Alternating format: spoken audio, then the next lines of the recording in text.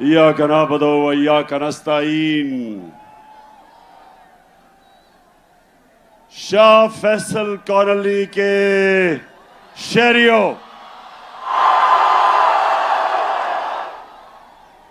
Families, इतनी तादाद में आपको खुशामदीद कहता हूं। और मेरे नौजवान, मैं इस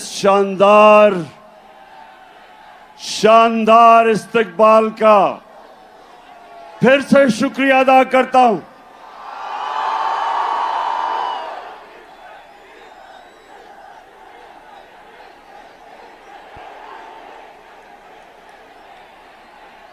जब मेरी हुकूमत हटाई गई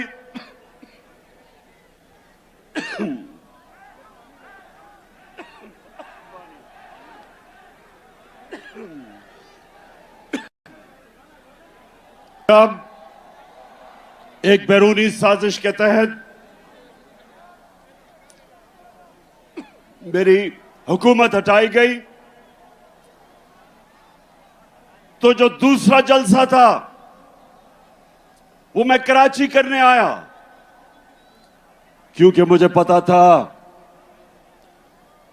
कि इस मुल्क में सियासी तहरीकें हमेशा कराची से शुरू हुई।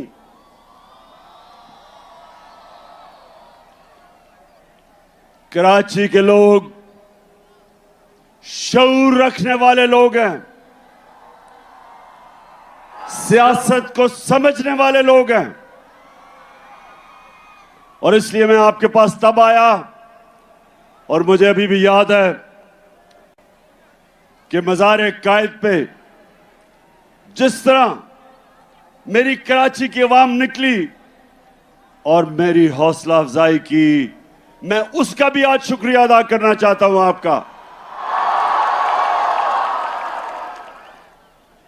अब 2 बाई इलेक्शन है इतवार को, 2 बाई इलेक्शन हो रहे हैं इतवार को, मलीर में और कुरंगी में। तो मैं आज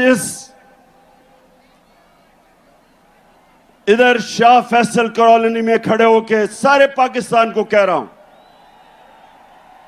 सारे मुल्क को मैं आज पैगाम दे रहा हूं कि ये इलेक्शन नहीं हो रहे,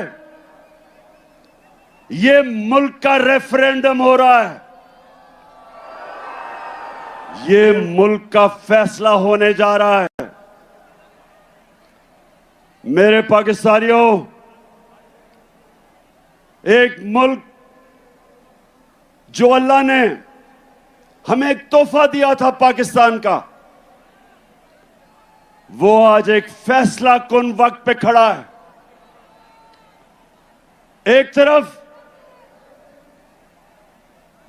तरफ पाकिस्तान के बड़े बड़े डाकू जो 30 साल से इस मुल्क को लूट रहे हैं, चोरी करते हैं और जब एहतसाब होने लगता है बाहर भाग जाते हैं, फिर डील करते हैं, एनआरओ लेके वापस आ जाते हैं, फिर लूटते हैं, फिर जब एहतसाब होने लगता है फिर बाहर भाग जाते हैं, एनआरओ लेके वापस आते हैं। ये अमीर तरीन होते जा रहे हैं, कौम मकरूज होती जा रही है। जब से ये आए हैं 6 महीने में, और कराची के लोगों, आप शऊर रखने वाले लोगों, ये पाकिस्तान का फाइनेंशियल कैपिटल है। कराची ऊपर जाता है तो पाकिस्तान ऊपर जाता है।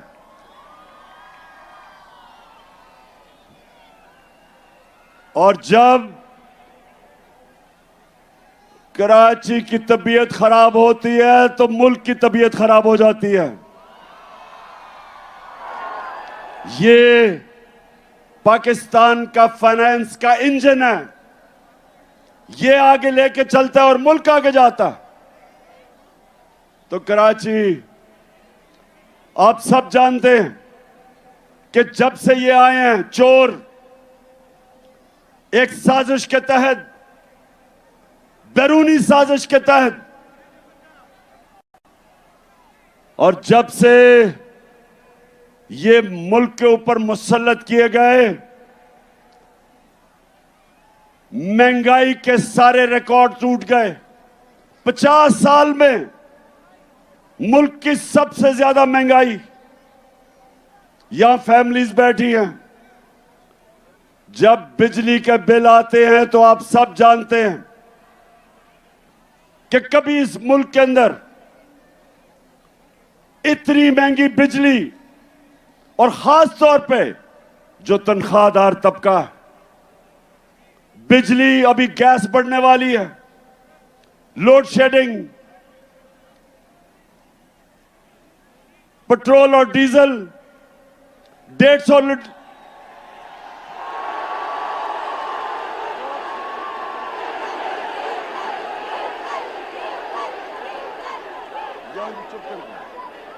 जब हम छोड़ के गए थे 6 महीने पहले, तकरीबन 150 रुपए का 1 लीटर पेट्रोल और 150 रुपए का डीजल। ठीक कह रहे हो, फजलुर रहमान भी 150 रुपए का था। और उसके बाद एक एक चीज महंगी। आटा 55 रुपए किलो पे छोड़ के गए थे, आज 100 रुपए से ऊपर है। तो क्या मुल्क में क़यामत आई कि महंगाई आसमानों पे, बेरोजगारी बढ़ रही। आज मैं फिर से कहता हूं, तनख्वाहदार तबकों के लिए, उनके पास तनख्वाहें नहीं बिल देने के लिए, और जब के कौम गरीब हो रही, कौम मुश्किल में मकरूज, रुपया 30% रुपया गिरा है। मेरे कराची के लोगों, जब रुपया 30% गिरता है डॉलर के मुकाबले में, तो आप ये समझें कि अगर आप बैंक में आपका 100 रुपया पड़ा था, उसकी सिर्फ 70 रुपया रह जाता है। और ये जिनके बाहर अरबों डॉलर बाहर पड़े हैं, इनकी दौलत में इजाफा हो जाता है, क्योंकि डॉलर ऊपर चला जाता है। ये 30% ऊपर, मुल्क 30% नीचे। तो सवाल यह है कि जिन लोगों ने इनको हमारे ऊपर मुसल्लत किया, आज सारी कौम सवाल पूछ रही है कि जो आपने साजिश करके इन चोरों को हमारे ऊपर बिठाया, तारीख, इस मुल्क की तारीख आपको नहीं भूलेगी। ये कौम आपको नहीं भूलेगी जो आपने जुल्म किया इस कौम के साथ। दुश्मन भी ना करे, दुश्मन भी वो नुकसान नहीं पहुंचा सकता था पाकिस्तान का, जो इन चोरों को हमारे ऊपर मुसल्लत करके नुकसान पहुंचाया। तो ये रेफरेंडम है, परसों जो इलेक्शन है, 8 जगह मैं इलेक्शन इसलिए लड़ा हूं कि मैं अपनी कौम को बताना चाहता हूं कि हमने फैसला करना है। क्या हमने भेड़ बकरियों की तरह इनकी गुलामी करनी है, चोरों की, या एक आजाद कौम की तरह, एक खुददार कौम की तरह अपने पैर पे खड़ा होना है, हकीकी आजादी लेनी है अपनी। क्योंकि मेरे पाकिस्तानियों, सिर्फ आजाद इंसानों की परवाज ऊपर होती है। मैं वो पाकिस्तानी हूं, अल्लाह ने मेरे से बेहतर टैलेंटेड खिलाड़ी थे क्रिकेट में, मेरे से ज्यादा पैसे वाले लोग थे जो मेरे से ज्यादा अस्पताल बना सकते थे। पॉलिटिक्स में मेरे से ऐसे लोग थे जिनकी खानदान पॉलिटिक्स में थे, मेरा तो कोई खानदान पॉलिटिक्स में नहीं था, लेकिन मेरे पाकिस्तानी अल्लाह ने कामयाबी मुझे इसलिए दी क्योंकि मैं एक आजाद इंसान हूं, मैं आजाद हूं, मैंने किसी की गुलामी नहीं की। मैं ला इलाहा इल्लल्लाह,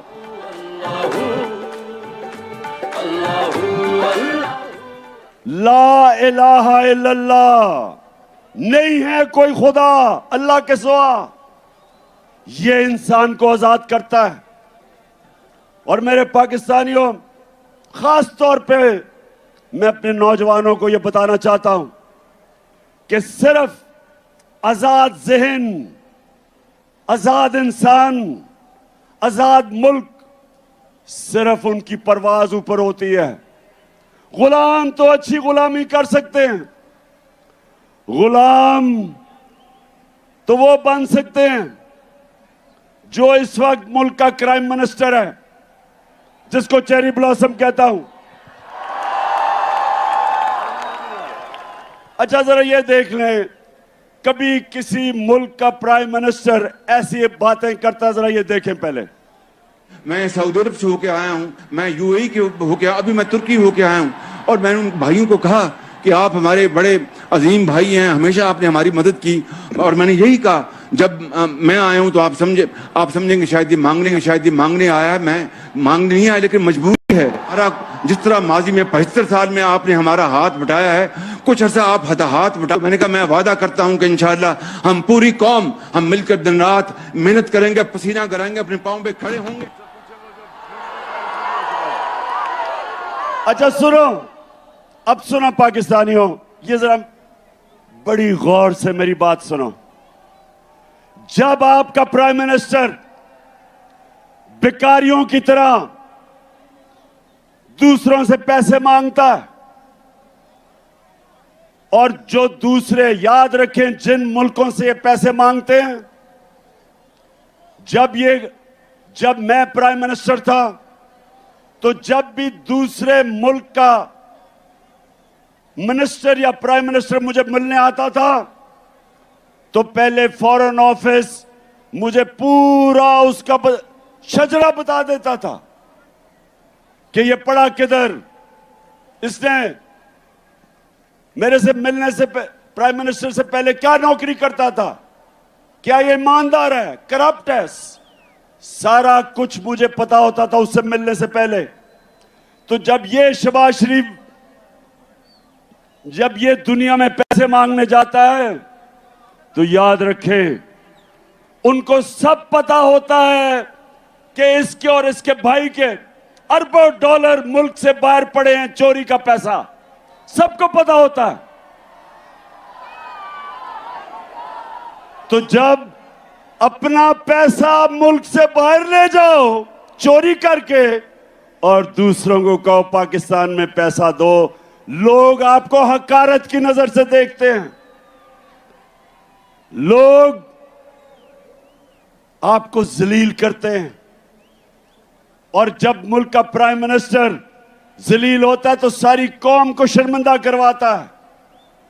मैं जो आपको कह रहा हूं, ये रेफरेंडम है आज, या इन चोरों के नीचे, और इन्होंने अपने बच्चे तैयार किए हुए हैं, फिटे हुए बच्चे, चोरी के पैसे पे पले हुए बच्चे, या वो, और या एक खुददार कौम जो एक अजीम नारे पे खड़ी हुई थी। अल्लाह से हमने खड़े हो के हमने वादा किया था कि अल्लाह तेरे सिवा कोई खुदा नहीं है, हम किसी के सामने नहीं झुकेंगे, हम एक खुददार कौम है। और ला इलाहा इल्लल्लाह इंसान को गैरत देता है, और जो कौमें ऊपर जाती हैं वो गैरतमंद होती हैं, वो मिल के कुर्बानियां देती हैं, वो भिखारियों की तरह भीख नहीं मांगती। अब जरा ये देखें, ये मैं जरा दिखाने लगा हूं कि अभी शहबाज शरीफ अमेरिका गया और ये इंटरव्यू दे रहा है। ये अमेरिका में टीवी को इंटरव्यू दे रहा है, जरा ये देखें क्या कहता है, फिर मैं उर्दू में बताऊंगा क्या कह रहा है। Unless we get substantial relief, how can the world expect from us to stand on our own feet? It is simply impossible, next to impossible. The world has to stand by us. And there is a yawn are asked and what is available.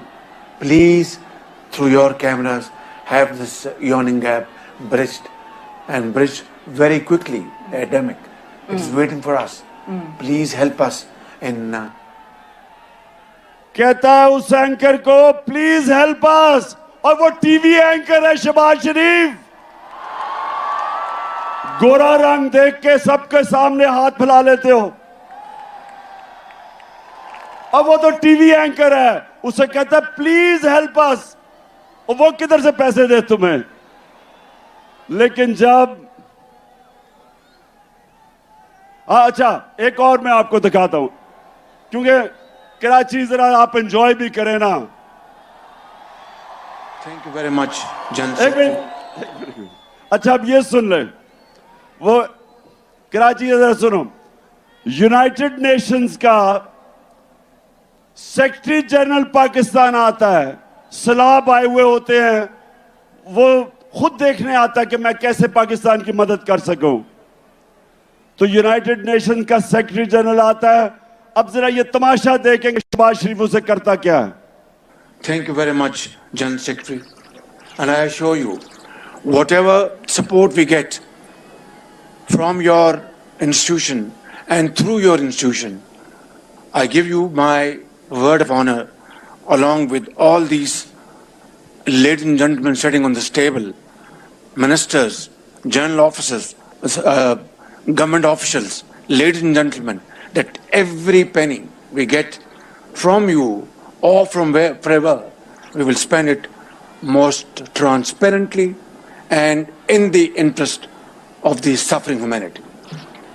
Thank you. अच्छा जी, कराची, अब मैं तर्जमा बताता हूं इसने क्या कहा है उसे।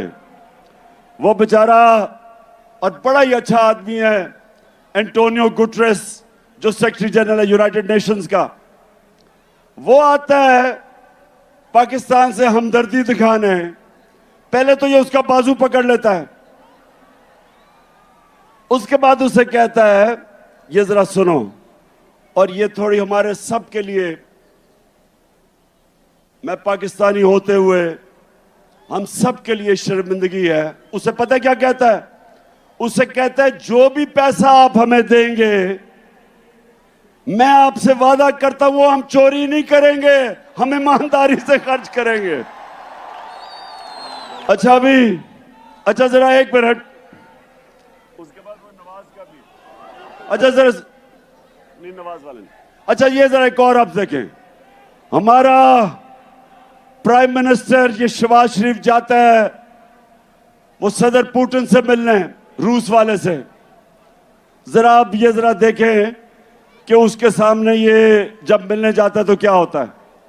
Some news from overseas. The Prime Minister of Pakistan met with Vladimir Putin, and it looked like he was really struggling with his translation headphones. Take a look at this.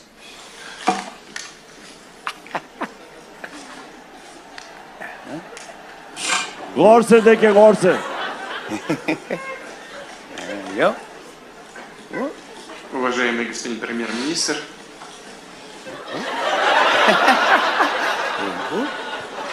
Hold on. Yeah. somebody help me? Yeah, there you go. There you go. There we go. Уважаемый господин премьер-министр, идет перевод, все нормально?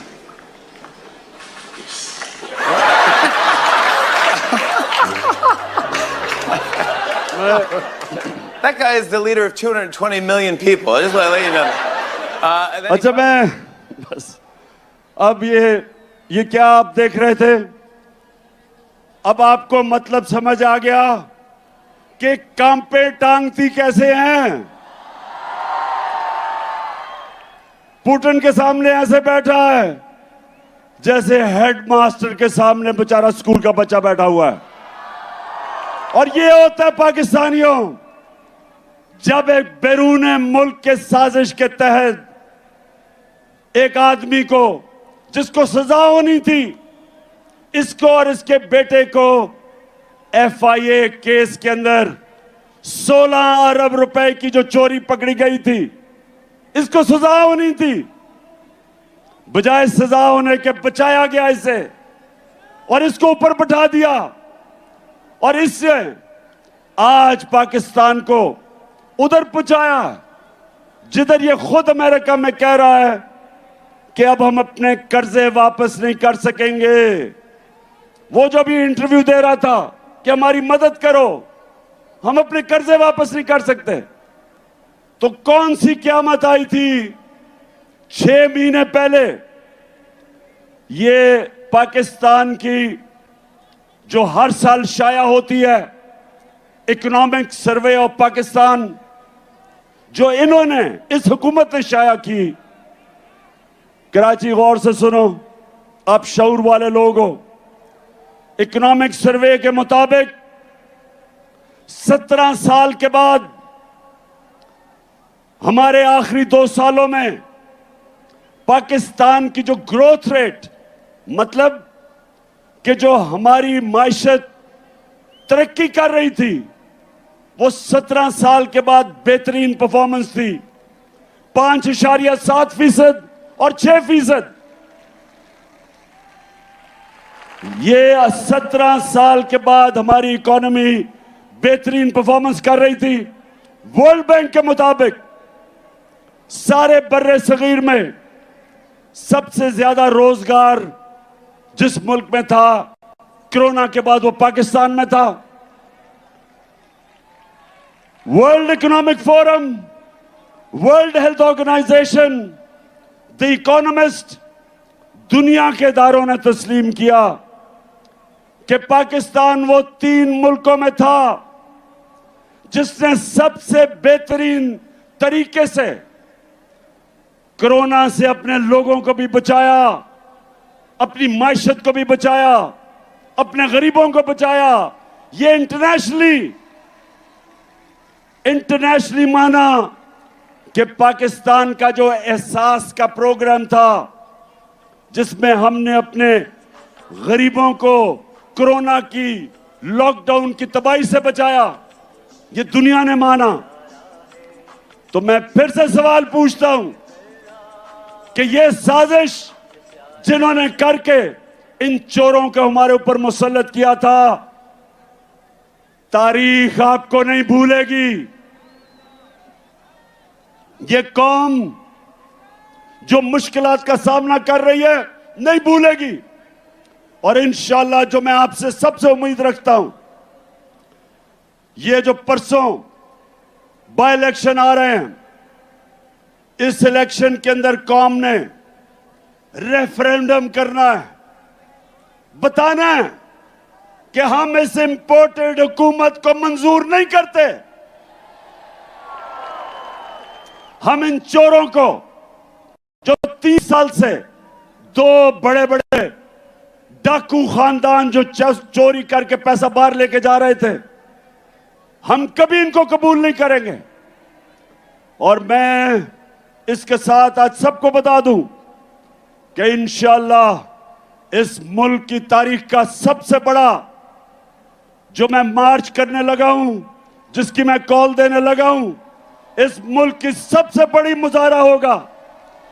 इस मुल्क की तारीख, अवाम का समुंदर निकलेगा हमारे साथ और सबको बताएगा, सारों को पैगाम देगा इस मुल्क में कि कौम किधर खड़ी है आज, कि कौम इसको सियासत नहीं समझ रही, हम अपनी हकीकी आजादी की जहाद समझ रहे हैं। और कराची, आप तो माशाल्लाह वो लोग हो जो हमेशा, जिस तरह मैंने शुरू में कहा, सारी सियासी तहरीकें जो शुरू होती थी हमेशा कराची से शुरू होती थी। और अब जो मैं, हमारे साथ ही बैठते थे एमक्यूएम वाले, मैं एमक्यूएम से पूछता हूं कि क्या अब आप खुश हैं जरदारी के साथ बैठ के? क्या वो आपके मसले हल कर दिए? क्या जरदारी ने कराची के मसले हल कर दिए? बताएं, कराची बताओ।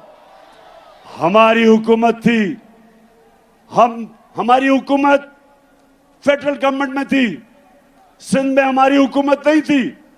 उसके बावजूद हमने कराची सर्कुलर रेलवे का शुरू किया, एक्निक से पास किया, हमने ग्रीन लाइन शुरू की, बस सर्विस।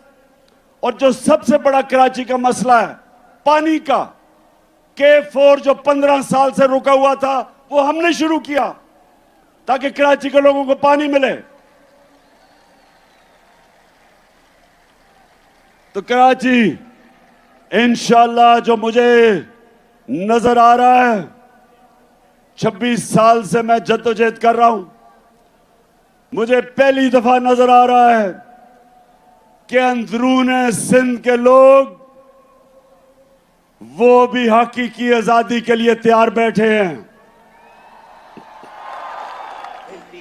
अंदरून सिंध के लोग तैयार हो जाओ।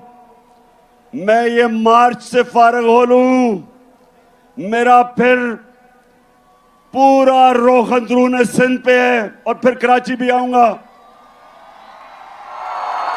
और मेरा ये अज़म है कि ये जो जरदारी माफिया जिसने अंदरून सिंध के लोगों को गुलाम बनाया हुआ है, मेरे सिंधी भाइयों तैयार हो जाओ।